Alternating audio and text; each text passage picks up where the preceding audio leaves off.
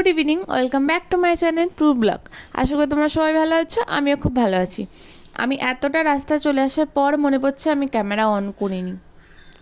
বেরিয়েছিলাম একটু জুডিও যাওয়ার উপলক্ষে আর কি, মানে অনেকটা রাতও হয়ে গেছিলো, 8টা তখন বাজে। এবার আমার হাজব্যান্ড বলে গেছিলো নিয়ে যাবে, বাট ও আসতে লেট করছিল ডিউটি থেকে।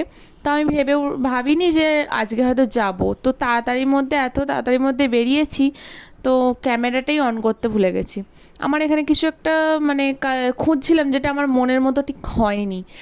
টপ বলো, ক্রপ টপ বলো, যাই হোক অনেক কিছু কালেকশন ছিল, বাট আমার খুব একটা পছন্দ হয়নি। আর যেই টপটা তোমরা দেখতে পেলে সেইটাই লাস্টে নিয়েছি, তো আর কিছু পছন্দ হয়নি ওইটা ছাড়া। আর এখানে উপরে এসেছিলাম এখানে বাবাইয়ের কিছু নেওয়ার জন্য, আর আমার হাজব্যান্ড একটা জুতো নেবে বলেছিল, তো তার জন্য দেখতে এসেছিলাম। ওরা সিলেকশন করছে আর আমি এখানে একটু আমার নিজেকে একটু ক্যাপচার করছিলাম।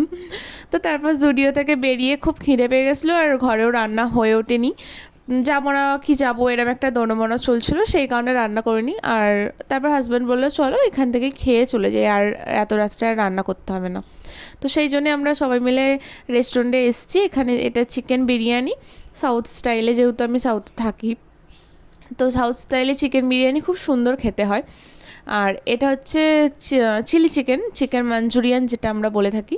তা এটা আমার ফেভারিট খাবার, চিকেন মাঞ্চুরিয়ান আর ফ্রায়েড রাইস, বিরিয়ানি সব অর্ডার দেওয়া ছিলো, সেগুলো গেছিলো। আর লাস্ট মুহূর্তে অর্ডার দিয়েছিলো গ্রিল চিকেন।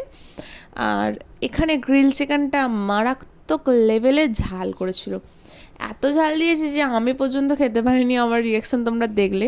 তারপর সব এত কিছু খাওয়া গেছে, ডাইজেস্ট করতে হবে, তো তো তার জন্য লেমন সোডা অর্ডার দেওয়া ছিল, কিন্তু ওরা লেমন সোডার মধ্যেও চিনি মিশিয়ে দিয়েছে, সেটা তৈরি হয়ে গেছে শরবত।